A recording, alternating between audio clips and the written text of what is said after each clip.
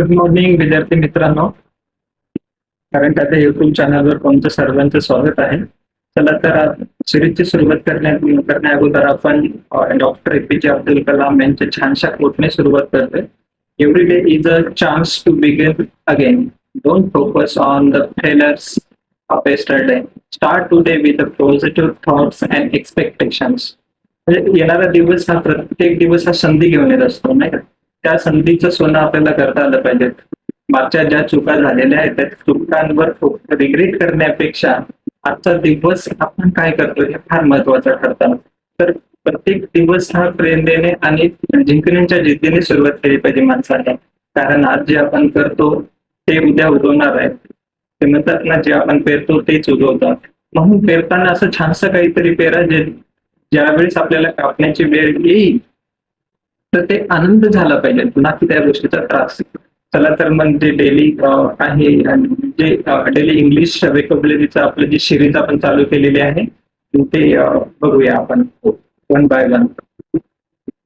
तर daily English vocabulary मध्ये आपण word substitutions, phrasal verb, proverbs, synonyms आणि अँटोनिम्स, कोलिगेशन सगळ्या गोष्टी बघणार आहोत, जे की हे दररोज राहील. आणि हे वर्ड्स किंवा phrasal verb, proverbs, synonyms, antonyms हे जे रिपीटेड झालेलं एक्झाम मध्ये तेच असतील. त्या एक्झामला इंग्लिश विषय आहेत त्या सगळ्यांसाठी हे उपयोगी ठरणार आहे. चला तर आपण वन बाय वन आपण बघून घेऊया.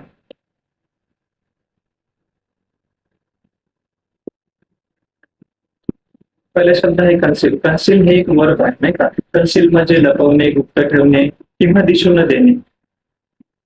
याचं सिनोनिम्स कसं, तर याचं सिनोनिम्स कसं आहे? हाइड्स. हाइड्स म्हणजे लपवतो, कवर्स म्हणजे झाकणे, मार्क्स म्हणजे मुखवटा लावणे, पेन्स म्हणजे आच्छादित करणे, नाही का? टर्म्स फ्लेक्स म्हणजे छुपवतो, अपसेकर म्हणजे अस्पष्ट करतो, नाही का? सप्रेसेस म्हणजे दडपतो. याचं अँटोनिम्स कसे तयार होतील? रिवायवल्स, रिव्हिल्स. रिव्हिल्स म्हणजे उघड करणे, एक्सपोज म्हणजे उघडपणे दाखवणे, नाही का?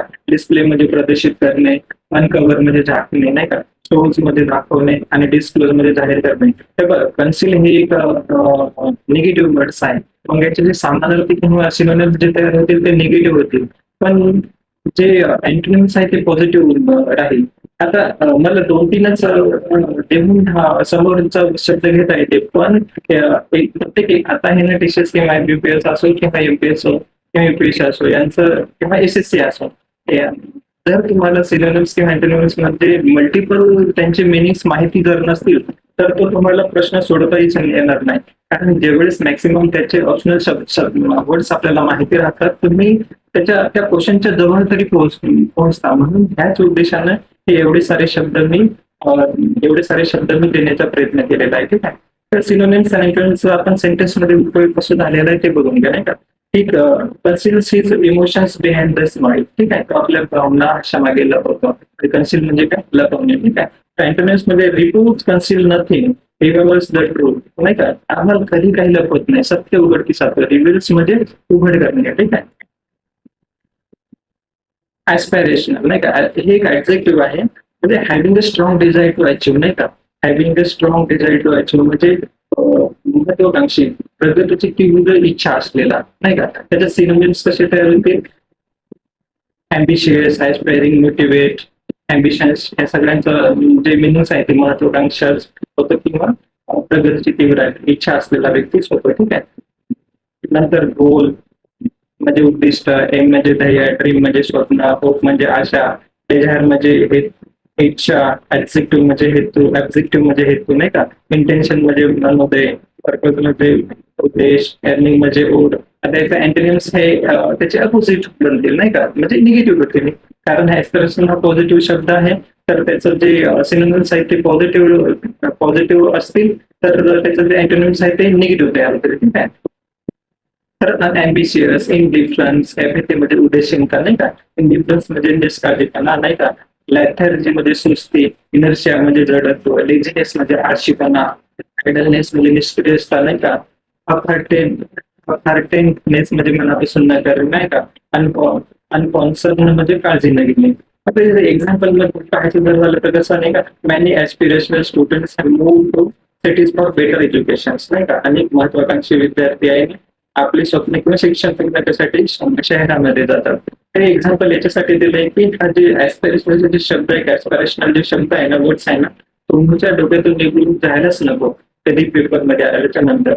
आणि एवढे हे पण एवढे शब्द याच्यासाठी देत आहे की कुठलाही बी तुम्ही त्या ऑप्शनच्या जवळ कधी पोहोचाल की कमीत कमी तुम्हाला एवढं तरी ते आयडेंटिफाय झालं पाहिजे की याचं उत्तर हे तर नाहीच आहे.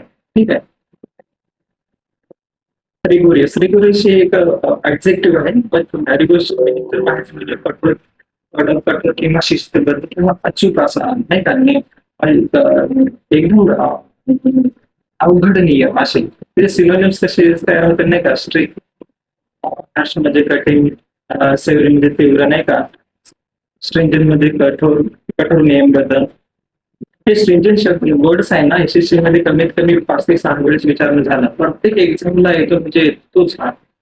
एक्झॅक्टिंग म्हणजे काटेकोरपणे नाही का, प्रोडक्ट म्हणजे सखोल, प्रिसाइज म्हणजे अचूक. त्याचे आता त्याच्या इंटरनेट्स युनियन मध्ये सौम्य, जेंटल म्हणजे मृदू, फ्लेक्झिबल म्हणजे लवचिक, इझी गोईंग मध्ये सहज, इंटेलिजंट मध्ये माफ करणार आणि कॅज्युअल मध्ये साधा. आता सेंटेन्स मध्ये रिगोरस वापर कसं होतो ते पण बघून घेऊ, जेणेकरून ते आपल्या ब्रेन मधून निघायला नाही पाहिजे नाही का. The student underweight rigorous training before the exam नाही का, विद्यार्थ्यांनी परीक्षेपूर्वी परीक्षण प्रशिक्षण घेतलेलं असते किंवा करतात. The teachers was lenient institute of rigorous. बघा इथं विरुद्ध, त्याच्या विरुद्धात शब्द आलेला आहे रिगोरस. कठोर म्हणा सौम्य नाही का, लिनियंट म्हणजे सौम्य. पेरिल्स एक नाऊन आहे. पेरिल्स म्हणजे सिरियस डेंजर म्हणजे गंभीर धोके किंवा संकट किंवा जोखीम. त्याचं सिनोनिम्स कसे तयार होतील नाही का. डेंजर्स मध्ये धोका, हजार्ड्स म्हणजे अपायकारक गोष्टी, रिक्स म्हणजे जोखीम, थ्रेट्स म्हणजे धोक्या, सिक्युरिटी म्हणजे संकट स्थिती नाही का, पिटफॉल्स म्हणजे सारखा अडचणी, मेनसी म्हणजे धोका. त्याचा अँटोनिम्स सेफ्टी म्हणजे सुरक्षितता, सिक्युरिटी म्हणजे संरक्षण, प्रोटेक्शन म्हणजे रक्षण, ऍश्युरन्स म्हणजे खात्री आणि पीस म्हणजे शांतता. हे निगेटिव्ह आहे. तर त्याचं अँटोनिम्स हे कधी पण पॉझिटिव्ह बनतील. ठीक आहे. तर त्याचा आपण सेंटेन्स मध्ये उपयोग बघून घेऊ. Climbers face the many perils on the mountains नाही का. बरं, गिर्यारोहकांना पर्वतावर चढताना अनेक धोके जोखीम समोर जावं लागतं नाही का. The child was kept away from the perils in the safety of home नाही का. मुलाला घरच्या सुरक्षित संकटापासून दूर ठेवले पाहिजे. इम्पेरेटिव्ह एक ऍडजेक्टिव्ह म्हणूनही वापर केला जातो आणि नाऊन पण म्हणून उपयोग केला जातो. आता त्या सेंटेन्सच्या सेन्स वरून हे डिफाईन करायचं राहतंय की हा वर्ड्स ऍडजेक्टिव्ह आहे किंवा नाऊन आहे नाही का. तर ऍडजेक्टिव्हचं मिनिंग जर पाहायचं झालं तर अत्यावश्यक, तातडीने किंवा अनिवार्य नाही का. नाऊन म्हणजे आदेश, आज्ञा किंवा अत्यावश्यक गरज. ठीक आहे. तर त्याचे सिनोनिम्स कसे तयार होतील. इसेन्शियल म्हणजे इसेन्शियल म्हणजे आवश्यक, मॉनिटरी म्हणजे बंधनकारक, कंपल्सरी म्हणजे अनिवार्य, अर्जंट म्हणजे तातडीचे नाही का, वॉटल म्हणजे अत्यावश्यक, कमांड म्हणजे आज्ञा आणि डायरेक्ट म्हणजे निर्देश. आता अँटोनिम्स कसे असतील नाही का. ऐच्छिक, ऑप्शनल म्हणजे ऐच्छिक, व्हॉलंटरी म्हणजे स्वेच्छेने, अननेसेसरी म्हणजे गरजेचे नाही नाही का, नॉन इसेन्शियल म्हणजे महत्वाचे नाही, आणि ट्रिव्हियल म्हणजे किरकोळ. ठीक आहे. ऍडजेक्टिव्हचा वापर आपण सेंटेन्स मध्ये करून बघूया नाही का. Imperative to wear helmet while the riding नाही का. हेल्मेट घालणे अत्यावश्यक आहे नाही का. नाऊन म्हणून सेंटेन्स मध्ये वापर कसा होतो बघा. The teacher give an imperative to finish the homework. शिक्षकाने गृहकार्य पूर्ण करण्याची आज्ञा दिली नाही का. इन्फ्रास्ट्रक्चर हे एक नाऊन आहे नाही का. मूलभूत सेवा पायाभूत रचना किंवा वेगासाठी आवश्यक व्यवस्था म्हणजे इन्फ्रास्ट्रक्चर नाही का. जे की सगळे आता त्याचे सिनोनिम्स बघून घेऊ नाही का. त्याचं फ्रेमवर्क म्हणजे एक चौकट नाही का. फाउंडेशन, पाया, बेस म्हणजे आधार, फॅसिलिटीज म्हणजे सुविधा, सपोर्ट सिस्टम म्हणजे सहाय्यक व्यवस्था आणि स्ट्रक्चर म्हणजे रचना, अम्युनिटीज म्हणजे सोयी. त्याचे आता हे पॉझिटिव्ह आहे. तर त्याचं अँटोनिम्स हे कधी पण निगेटिव्ह तयार होतो नाही का. सुपरस्ट्रक्चर म्हणजे वरवरची रचना नाही का. डिसऑर्गनायझर्स म्हणजे अव्यवस्था, टॉस म्हणजे गोंधळ, निग्लेक्ट म्हणजे दुर्लक्ष, नॉन इसेन्शियल म्हणजे गरजेचे नसणे. त्याचे एक्झाम्पल्स बघूया नाही का. India is the investing in heavy infrastructure like roads and railway नाही का. भारत रस्ते किंवा रेल्वेमध्ये सारख्या पायाभूत सुविधांमध्ये मोठ्या प्रमाणामध्ये सध्या गुंतवणूक करत आहे. एंटोनिम्स मध्ये विदाउट इन्फ्रास्ट्रक्चर नाही का, there will be choice in development. नाही का. इन्फ्रास्ट्रक्चर म्हणजे लक्षात आलं ना, मूलभूत सुविधा किंवा प्रभावित रचना. आणि बघा त्याचा विरोधार्थी शब्द पण इथे लगेच आला. चॉईस म्हणजे गोंधळ किंवा गोंधळ किंवा दुर्लक्ष करणे. काय पायाभूत सुविधा नसल्यास विकसित गोंधळ निर्माण होतो, विकासात गोंधळ निर्माण होतो. निग्लिजन्स हे एक नाव नाही, ठीक आहे. उदासीनता, दुर्लक्ष, जबाबदारी न पाळणे, ठीक आहे. तर त्याचे सिनोनिम्स कसे तयार होतील नाही का. केअरलेसनेस काळजीपणा, शिथिलता, इनएंटेन्शन्स म्हणजे लक्ष न देणे नाही का. ओव्हरसाईट मध्ये दुर्लक्ष, डेअरलिक्शन्स म्हणजे जबाबदारी सोडणे, निग्लेक्ट म्हणजे दुर्लक्ष आणि स्लॅकनेस म्हणजे ढिलाई. हे निगेटिव्ह वर्ड्स आहेत नाही का. तर त्याचे एंटोनिम्स हे पॉझिटिव्ह ठरतील. केअर म्हणजे काळजी, अटेन्शन म्हणजे लक्ष देणे नाही का. डिलिजन्स म्हणजे परिश्रमशीलता नाही का. रिस्पॉन्सिबिलिटी म्हणजे जबाबदारी नाही का. कॉन्सायन्सनेस म्हणजे कर्तव्य परायण नाही का. माइंडफुलनेस म्हणजे सजगता. आता सिनोनिम्सचं सेंटेन्स मध्ये वापर कसं झालं ते बघत आहे. Accidents happen due to the negligence म्हणजे दुर्लक्ष केल्यामुळे अपघात घडलाय नाही का. तर diligence at the work prevent the negligence. तिच्या परिश्रमतेमुळे दुर्लक्ष होत नाही. तर निग्लिजन्स म्हणजे आलं लक्षात, उदासीनता, दुर्लक्ष किंवा जबाबदारीला पाळणं. व्हायोलेशन्स हे एक नाव नाही, म्हणजे नियम, कायदे, करार किंवा नैतिक तत्वांचे उल्लंघन करणे. त्याचे सिनोनिम्स कसे होतील नाही का. बेरीज म्हणजे भंग, इनफ्रिक्वेंट म्हणजे उल्लंघन करणे नाही का. ट्रान्सग्रेशन्स म्हणजे अपराध नाही का. कॉन्ट्राव्हेन्शन्स म्हणजे नियम भंग करणे. इन्फ्रॅक्शन्स म्हणजे लहानसा अपराध नाही का. मिसकंडक्ट म्हणजे गैरवर्तन, ऑफेन्स म्हणजे गुन्हा. आता तिथे एंटोनिम्स कसे आहेत. कंप्लेन्शन म्हणजे पालन करणे नाही का. एव्हिडन्स म्हणजे आज्ञा पालन नाही का. कन्फॉर्मिटी म्हणजे अनुरूपता. ऑब्झर्वन्स म्हणजे नियमाचे पालन करणे. रिस्पेक्ट म्हणजे आदर आणि अडेरन्स म्हणजे चिकाटीने पालन करणे, ठीक आहे. सिनोनिम्स म्हणजे वापरतात. The company face penalties for the safety violations. कंपनीला सुरक्षा उल्लंघनामुळे दंड बसला नाही का. Penalties, violations. Strict compliances prevent the violations. कठोर पालनामुळे उल्लंघन टळते.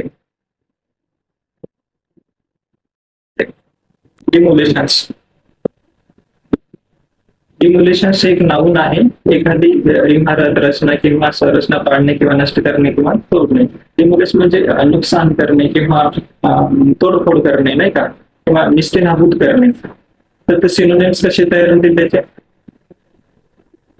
डिस्ट्रक्शन्स नाश करणे, रेन म्हणजे उद्ध्वस्त करणे, ब्रेकिंग म्हणजे तोडफोड करणे, एनाहायलेशन्स म्हणजे संपूर्ण नाश नाही का. हे शब्द तर खूप वेळेस एक्झाम, दरवेळेस एक्झाम मध्ये येऊन जातो. हा शब्द पाठच असायला पाहिजे नाही का. डिमॉन्स्ट्रेशन्स म्हणजे विध्वंस नाही का. कोलॅप्स म्हणजे कोसळणे आणि डिसमेंटलिंग म्हणजे विघटन करणे, ठीक आहे. तर त्याचे एंटोनिम्स कसे तयार होतील नाही का. कॉन्ट्रॅक्शन्स, क्रिएशन, बिल्डिंग म्हणजे इमारत. इस्टॅब्लिशमेंट म्हणजे स्थापना नाही का. डेव्हलपमेंट म्हणजे विकास आणि फॉर्मेशन म्हणजे निर्मिती, ठीक आहे. तर त्याचं सेंटेन्स मध्ये the old building was mark for the demolition नाही का. जुन्या इमारतीचे पडकाम ठरवले गेले नाही का, पाडण्यात आले ते, असं लक्षात ठेवा नाही का. The demolition site will soon see new construction. त्या इमारती पाडलेल्या पाडकाम झालेल्या जागेवर लवकर बांधकाम सुरू होईल. अथोराइज एक ऍडजेक्टिव्ह आहे. कायदेशीर किंवा अधिकृत परवानगी दिलेली किंवा मान्य असलेली व्यक्ती किंवा वस्तू नाही का. सिनोनिम्स कसे तयार होतील. मान्य केलेले, परमिटेड म्हणजे परवानगी दिलेले, ऍसरिटेड म्हणजे मान्यता प्राप्त नाही का. सर्टिफाईड म्हणजे प्रमाणित नाही का. सँक्शन्स म्हणजे अधिकृत मान्यता दिलेले, लायसन्स म्हणजे परवाना दिलेला आणि व्हॅलिडिटी म्हणजे सत्यापित करणे नाही का. त्याचे विरुद्धार्थी शब्द किंवा एंटोनिम्स कसे होते नाही का. अनऑथोराइज पर्सन बिना परवानगीचे नाही का. इलिगल बेकायदेशीर, अनअप्रूव्ड म्हणजे न मान्य केलेले, फोरबिडन मध्ये मनाई केलेले नाही का, प्रोहिबिटेड म्हणजे प्रतिबंधित नाही का, आणि इन्व्हॅलिड म्हणजे अमृता. हे शब्द वेळेस एक्झाम मध्ये आलेले आहेत. He is an authorise dealer of the company. तो कंपनीचा अधिकृत विक्रेता आहे, म्हणजे ऑथोराइज.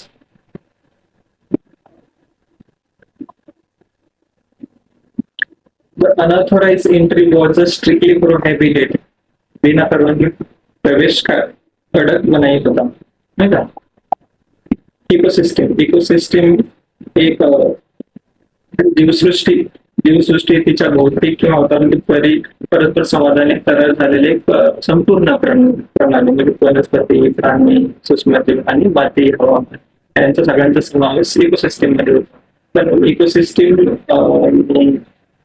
चा वापर कसा होतो हे आपण लगेच बघूया. त्याचे सिनोनिम्स कसे आहेत, एन्व्हायरमेंट्स नाही का, मध्ये इकोलॉजिकल सिस्टीम, हॅबिटॅट्स म्हणजे अधिवास, बायोस्फिअर म्हणजे जीवमंडळ, नेचर म्हणजे निसर्ग, फ्लोरा अँड फॉना म्हणजे वनस्पती आणि प्राणी, इकोस्फिअर म्हणजे पर्यावरणीय मंडळ. ठीक आहे. अँटोनिम्स कसे त्यामधील डिसऑर्डर म्हणजे अव्यवस्था, अनार्की म्हणजे अराजकता नाही का, डिव्हिजन्स म्हणजे विभागणी, एलियन एन्व्हायरमेंट परकीय वातावरण नाही का, अनकॉम्प्लिकेटेड सिस्टीम साधीकरण आणि प्लेन स्ट्रक्चर म्हणजे साधी रचना. एक्झाम्पल बघू ना. Forest are important ecosystem that support the biodiversity, आणि without ecosystem there would be the disorder in the nature. Regulatory ठीक आहे, एक ऍडजेक्टिव्ह आहे.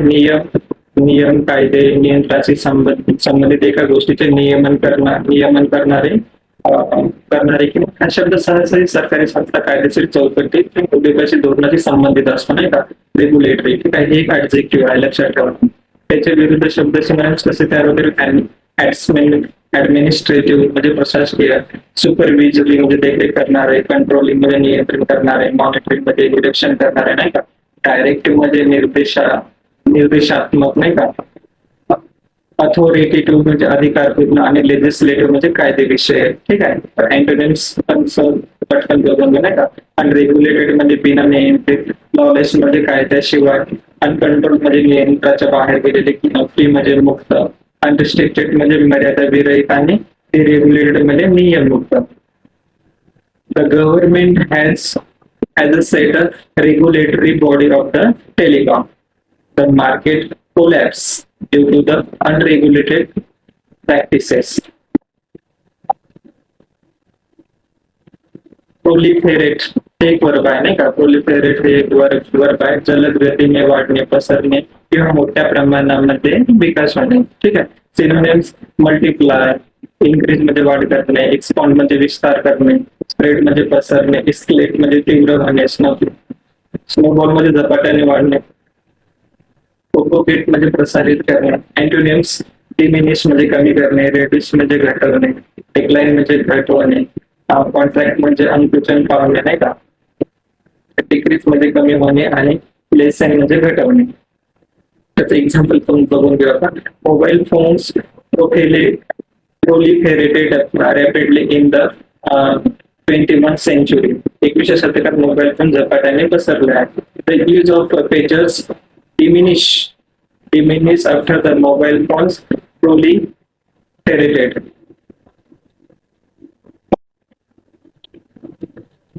आता एक फ्रेज, तीन फ्रेज आहे. फिल इन इकोसिस्टम नाही का, ही एक फ्रेज आहे.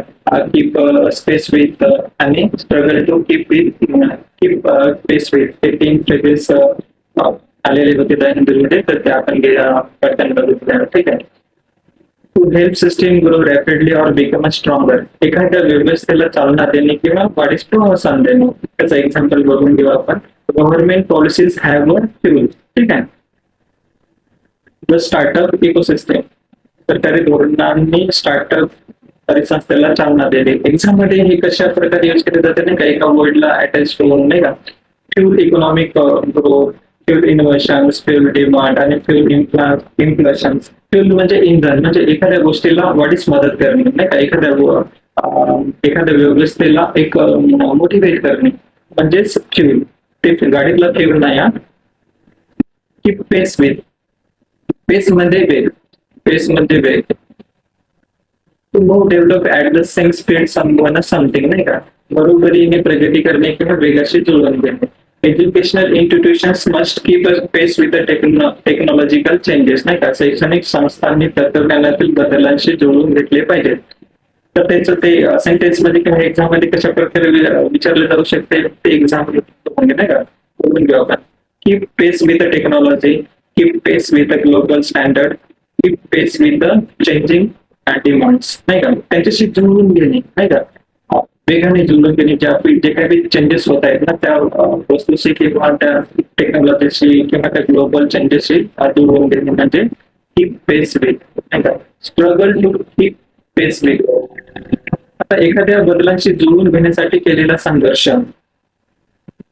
म्हणजे struggle to keep pace with, नाही का.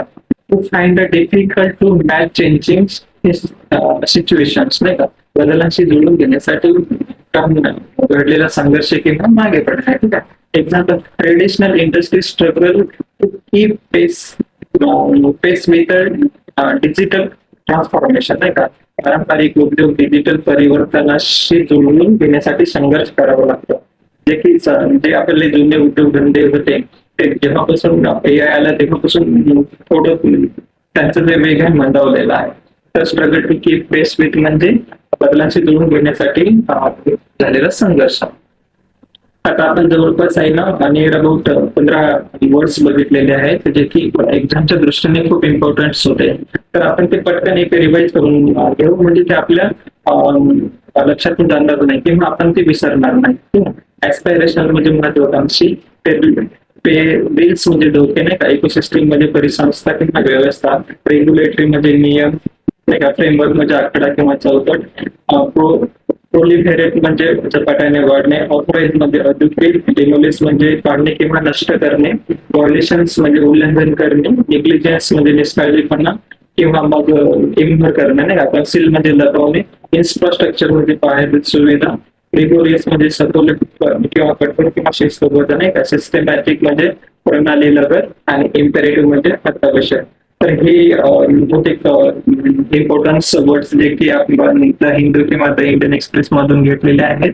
पण हे असे घेतलेले आहेत की एक्झामच्या दृष्टिकोनाने किंवा पॉइंट ऑफ व्ह्यूने ते इम्पॉर्टंट असले पाहिजे, नाहीतर काही उचलून ते सांगण्यात काही मजा नाही. आणि हे बरेच वेळेस रिपीटेड झालेले आहेत. ते रिपीटेड झालेले आहेत ते मी तुम्हाला उद्याच्या सिरीज मध्ये किंवा उद्याच्या याच्यामध्ये ते प्रिव्हियस इयरला कसे विचारले गेले होते त्याचे एक्झाम्पल सहित मी तुम्हाला एक्सप्लेन करून सांगेल. चला तर मग भेटूया नेक्स्ट डेला. जय हिंद, जय महाराष्ट्र. थँक्यू.